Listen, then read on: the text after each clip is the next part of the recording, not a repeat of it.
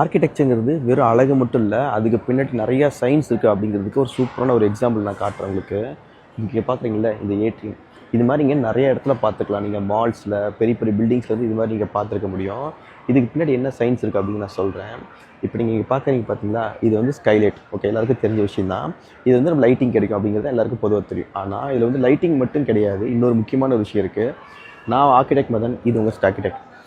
இது என்னன்னா, இப்போ இந்த இடம் இருக்குது பார்த்தீங்களா, இது வந்து பார்த்தீங்கன்னா டபுள் ஹைட்டாக இருக்குது. இது ஒரு ஃப்ளோராக இருக்குது, இப்போ இங்கே ஒரு ஃப்ளோர் இருக்குது. இன்னொரு விஷயம் என்னன்னா, இங்கே பார்க்குறீங்களா, இங்கே இது வெள்ளை வெள்ளையாக தெரியுதுலாம் வந்து பார்த்தீங்கன்னா ஏசி வென்ஸ்.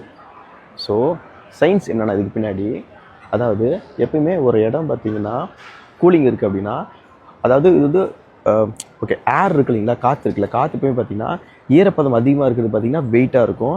ஈரப்பதம் இல்லாமல் ட்ரை ஆகிற காற்று பார்த்தீங்கன்னா மேலே இருக்கும். எப்பவுமே வெயிட் ஆகிற பொருள் கீழே வரும், வெயிட்டில் இருப்பது மேலே போகும் பார்த்தீங்களா, அதுதான் சயின்ஸ்.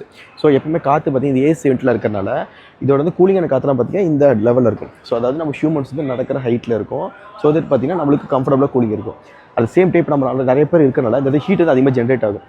அந்த ஹீட்டு பார்த்தீங்கன்னா லைட் வெயிட்டாக இருக்கிறனால அது வந்து மேலே வந்து ரைஸ்அப் ஆகும்.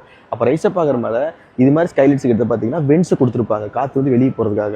அதாவது இது மாதிரி கொடுக்கறதுனால காற்று பார்த்தீங்கன்னா ஈஸியாக வந்து வெளியே எஸ்கேப் ஆகிடும். ஸோ அதனால் ஹீட்டான காற்று எல்லாமே வெளியே வந்து போய்கிட்டே இருக்கும். கூலான காற்று பார்த்தீங்கன்னா கீழே வந்து நம்மளுக்கு கம்ஃபர்டபுளாக வச்சுக்கிட்டே இருக்கும். ஸோ அதுதான் இது மாதிரி ஏட்ரியம் வந்து கிரியேட் பண்ணுறதுக்கு முக்கியமான ஒன் ஆஃப் த ரீசன். அதாவது லைட்டிங் மட்டும் கிடையாது, இது மாதிரி நம்ம கம்ஃபர்டபுளாக நம்ம வேர்க்காமல் இருக்கிறதுக்கு காரணம் இதுதான் முக்கியமான ரீசன்.